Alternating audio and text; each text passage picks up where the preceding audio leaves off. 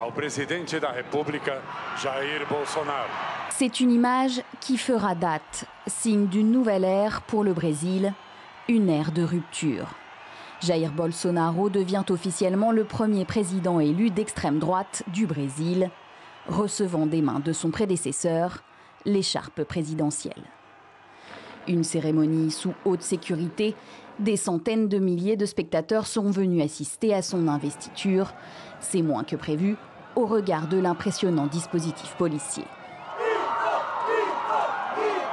Acclamé par ses partisans au cri de mytho, le mythe comme il l'appelle, l'ancien capitaine de l'armée a donné un discours bref et rassembleur.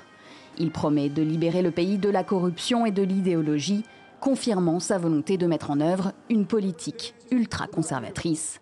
Un tournant radical, 15 ans après l'arrivée au pouvoir de la gauche.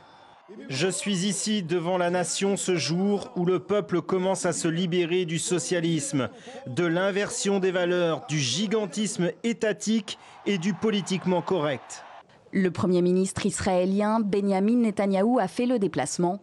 Une cérémonie boycottée par la gauche et par de nombreux dirigeants étrangers qui donne le ton de la future ligne diplomatique de Brasilia, très pro-américaine. Donald Trump l'a d'ailleurs félicité via Twitter pour son super discours d'investiture, ajoutant « Les États-Unis sont avec vous ».